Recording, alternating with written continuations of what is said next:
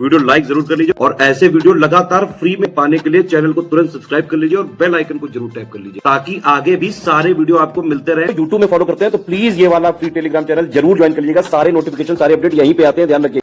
नमस्कार साथियों, स्वागत है आप सभी का स्टडी फॉर सिविल सर्विसेज में। ये क्लास है हमारी मॉडर्न इंडिया की और मॉडर्न इंडिया की क्लास में आज का जो हमारा टॉपिक है वो है स्वराज पार्टी की स्थापना। ठीक है, आज हम पढ़ेंगे स्वराज पार्टी को, जानेंगे ये क्या है। तो देखो भाई, स्वराज पार्टी की स्थापना तब हुई जब गांधी जी ने 12 फरवरी 1922 को असहयोग आंदोलन वापस ले लिया चौरी चौरा हत्याकांड के बाद।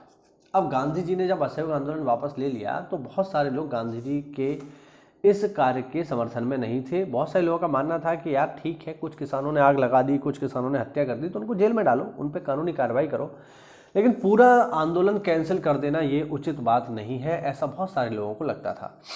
इसी क्रम में जब गांधी जी तो जिद्दी आदमी है, उन्होंने किसी की बात नहीं मानी और आंदोलन कैंसिल कर दिया, तो कुछ लोगों का वैचारिक मतभेद हो गया गांधी जी के साथ, जिनमें दो नाम प्रमुखता से आते हैं। पहले हैं मोतीलाल नेहरू और दूसरे हैं उनके सहयोगी CR दास। इन लोगों ने गांधी जी की असहयोग की नीति को त्याग दिया। इन्होंने कहा कि अब असहयोग करने से कोई लाभ नहीं होगा, अब हम अपने तरीके से विरोध करेंगे, और इन्होंने गांधी जी की जो असहयोग की नीति थी कि हम चुनावों का बहिष्कार करेंगे, उसको छोड़ दिया और उसके स्थान पर अपनी नई नीति बनाई, जिसको इन्होंने नाम दिया कि हम जो है अब स्वराज का रास्ता अपनाएंगे। और कैसे अपनाएंगे कि हम इलेक्शन में जाएंगे, इलेक्शन जीतेंगे और सरकार में रहकर सरकार का विरोध करेंगे। अब तक गांधी जी की नीति क्या थी कि सरकार के बाहर रहकर सरकार का विरोध करना, और इसी काम को करने के लिए कि सरकार में रहकर सरकार का विरोध करना, इसी काम को करने के लिए साथियों स्थापना की गई स्वराज पार्टी की 1923 में। ठीक है, तो याद रखना इसको, वही सारी चीज़ें जरा पढ़ लेते हैं। देखिए, स्वराज पार्टी ब्रिटिश भारत में स्वतंत्रता संग्राम के समय एक महत्वपूर्ण राजनीतिक दल था। इस दल ने भारतीयों के लिए अधिक से अधिक स्वशासन तथा राजनीतिक स्वतंत्रता की प्राप्ति के लिए कार्य किया। स्वराज पार्टी को उत्तर भारत के संपन्न वकीलों में से एक मोतीलाल नेहरू ने भारतीय राष्ट्रीय कांग्रेस के भीतर शुरू किया। ये उसके अंदरूनी ही काम कर रही हैं। स्वराज शब्द का वास्तविक अर्थ है अपना स्वयं का शासन। 1919 के भारत शासन अधिनियम द्वारा स्थापित केंद्रीय तथा प्रांतीय विधानसभाओं का कांग्रेस ने गांधी जी के निर्देश अनुसार बहिष्कार किया, जैसा कि मैंने बताया, इलेक्शन का बहिष्कार किया। और 1920 के चुनावों में किसी भी भारतीय ने चुनाव में भाग नहीं लिया। असहयोग आंदोलन की समाप्ति के बाद और गांधी जी की गिरफ्तारी के बाद देश में निराशा का माहौल हो गया। ऐसी स्थिति में मोतीलाल नेहरू तथा CR दास ने नई विचारधारा को जन्म दिया, जो मैंने आपको बताई ना, वही है। मोतीलाल नेहरू तथा CR दास ने कांग्रेस को विधानमंडलों के भीतर प्रवेश करके अंदर से लड़ाई लड़ने का विचार प्रस्तुत किया। उनका कहना था कि अब हम गांधी की तरह बाहर से लड़ाई नहीं लड़ेंगे, बल्कि विधानसभा में अंदर जाकर लड़ाई लड़ेंगे, और 1923 के चुनावों के माध्यम से विधानमंडल में पहुंचने की योजना बनाई। किंतु 1922 में कांग्रेस के गया अधिवेशन में बहुमत के साथ इस योजना को अस्वीकार कर दिया गया। ठीक है, CR दास जो इस समय पे जो है कांग्रेस के अध्यक्ष थे, जब ये प्रस्ताव पास अस्वीकार कर दिया तो उन्होंने कांग्रेस के अध्यक्ष पद से इस्तीफा दे दिया, क्योंकि ये प्रस्ताव उन्हीं की सोच थी, इस वजह से। और जनवरी 1923 में मोतीलाल नेहरू के साथ मिलकर इन दोनों ने स्थापना की है किसकी? स्वराज पार्टी की। याद रखना, इंपॉर्टेंट है। यानी कांग्रेस ने गया अधिवेशन में इसको अस्वीकार कर दिया। बाद में इन लोगों ने क्या किया? बाद में इन लोगों ने जो है अलग से अपनी एक नई राजनीतिक पार्टी बना ली। अब इसमें आपको दो चीजें याद रखनी है, कब बनाई है और किसने बनाई है। तो ये बनी है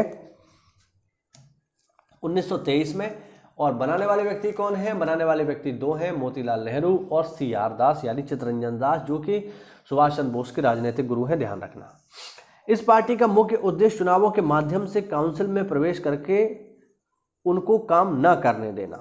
ठीक है, यानी ये चाहते थे कि हम सरकार में रहें और सरकार को काम करने से रोकें, और जब हम सरकार को काम करने से रोकेंगे तो फिर जो गवर्नर है वो अध्यादेश जारी करेगा, और इससे जनता को पता चल जाएगा कि अंत में होता वही है जो गवर्नर चाहता है। सरकार तो बस इन लोगों ने नाम के लिए खड़ी कर रखी है। तो सरकार का वास्तविक चरित्र सामने लाना इन लोगों का प्रमुख कर्तव्य था।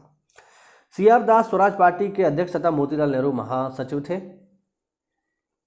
श्रीनिवास अयंगर और NC केलकर स्वराज दल के प्रमुख नेता थे।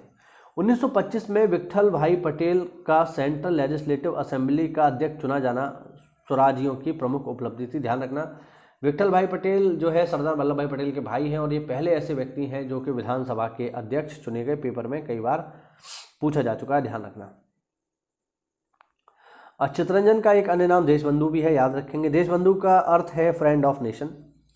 चित्तरंजन दास इंग्लैंड से वकालत की पढ़ाई करने के बाद स्वदेश आकर बैरिस्टर हो गए तथा वकील के रूप में इनके सबसे बड़ी सफलता अलीपुर बमकांड केस में अरविंद घोष का बचाव करना था। उन्होंने कहा था कि स्वराज आम जनता के लिए होना चाहिए, केवल कुछ चुनिंदा वर्गों के लिए नहीं। 16 दिसंबर 1922 को इंडिपेंडेंट पार्टी बनाने का फैसला मदन मोहन मालवीय तथा मोतीलाल नेहरू ने लिया था।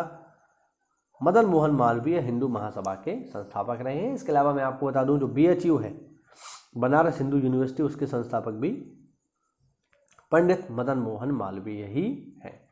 तो ये हुआ आज का हमारा वीडियो। हमने समझा कि सबसे पहले असहयोग आंदोलन क्या था, फिर हमने देखा चौरी चौरा कांड, और चौरी चौरा कांड की वजह से असहयोग आंदोलन को वापस ले लिया तो कांग्रेसियों ने अपनी अलग पार्टी बना ली कांग्रेस के भीतर ही, और बनाने वाले व्यक्ति कौन है?